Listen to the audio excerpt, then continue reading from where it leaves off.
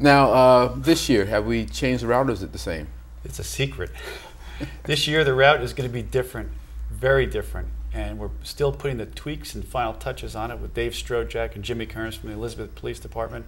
I can promise people that attend, we'll be going down to the Seaport again, we'll be going down to Warnaco Park, we'll be going through the Elizabeth Avenue Partnership, Elizabeth Avenue Special Improvement District, Shopping District, the historic Midtown Shopping District, the Elmora Avenue Shopping District, and other parts of the city. Well, I was definitely going to tell you that you have to keep the waterfront because everyone says, are we going past the waterfront? Yeah, so it's beautiful. That's a keeper. And we're right now working with Union County to try to get that fireboat back, which has been wildly popular over the past couple of years. Now, this is an annual event, but how far in advance do you start planning for the upcoming year? We're probably planning for next year now already. I mean, it takes a lot of people. We have a wonderful bicycle committee. The city helps us in so many ways, but we've got to really coordinate things. We've got to figure out themes, got to figure out who's providing shirts, routes, etc. So it takes, gosh, a long time. And roughly the day of the event, how many volunteers do you have working there? Well, we have right now 60 T-shirts, volunteer T-shirts ordered. So we hope to get nearly 60 volunteers, not only at the site with registration, but along the way, because we'll have some pictures drawn by students, as we do every year, at 5 points along the route, and we'll have students waving people on from there. There's also one of those pictures will be, if you can't make it, turn back here at the halfway point. So we'll have people at that volunteer spot also. Good idea. Whoever came up with that idea, just pat them on the back. But it's a fun route, and it's very energetic, a lot of entertaining points there, so I encourage you to keep it going. Good, thank you. All right. We'll be back with the second half of our city to talk some more about the upcoming Tour de Elizabeth. Don't go away, thank you. Welcome back to the second half of our city where we're discussing the upcoming Tour de Elizabeth. Joining me once again is Jonathan Phillips and the guy with the big shirt, Gary Freeman. This is a massive event. How do you come about sponsorship? Well, it takes a lot of people getting together and working together. Notably, again, we thank the city because the police department escorts it. The mayor helps us greatly. Department of Public Works, Department of Recreation, the fire department help us. Even the legal department, Bill Holtzapfel, for example, and his wife have been volunteering every year since the tour has begun. But it couldn't happen without money and without sponsorships. And part of that, of the proceeds, will go towards Groundwork Elizabeth and doing what we do best, which is changing places, changing lives. PSE&G is one of our lead sponsors. Okay. Elberon Development Company has been with us just about every year, and AMB Properties also.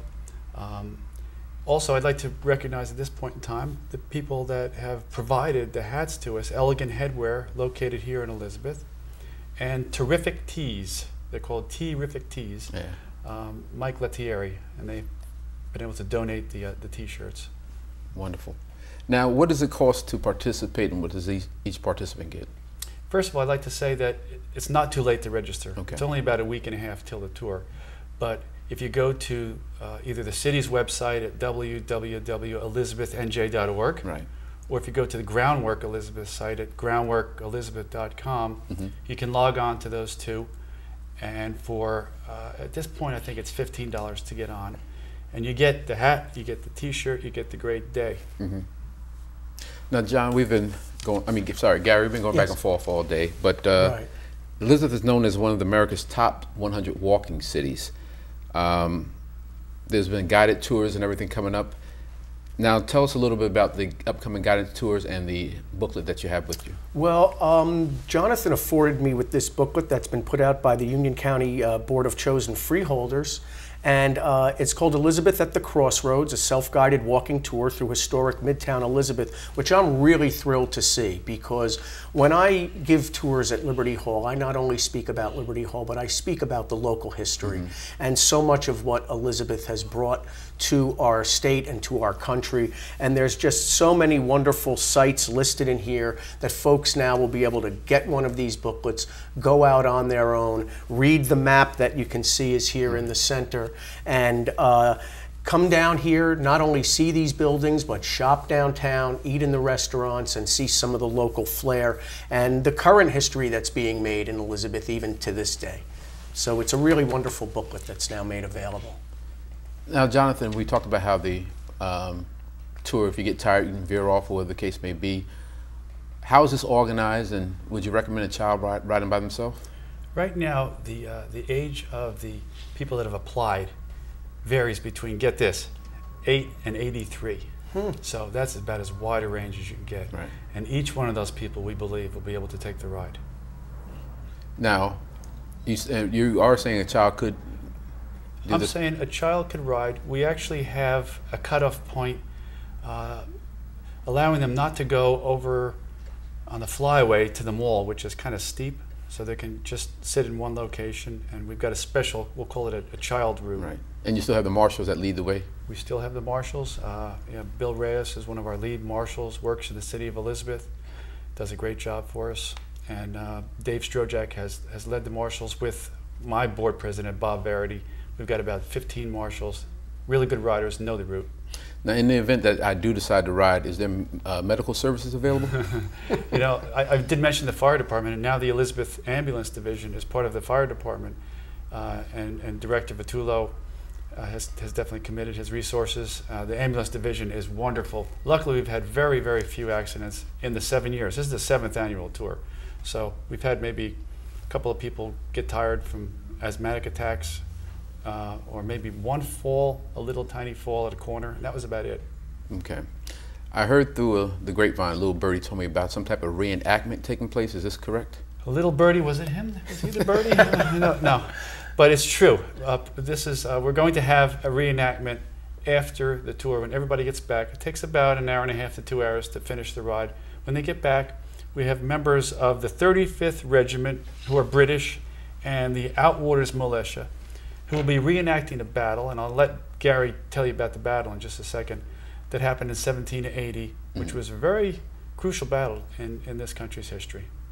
You mind taking over there? Yeah, that battle, I believe they're going back to Union Square. That's correct. And as you know, there's a wonderful colonial figure in Union Square, because that was the site of the first shots that were fired at the Battle of Elizabethtown. British Brigadier General Thomas Sterling was hit in the thigh there, which took him out of action. And a Hessian general, Wilhelm von Kniphausen, took over the command. Ogden had some of his brigade along what we now know as Elizabeth Avenue. It's one of the oldest roads in America, which led you here to Broad Street area.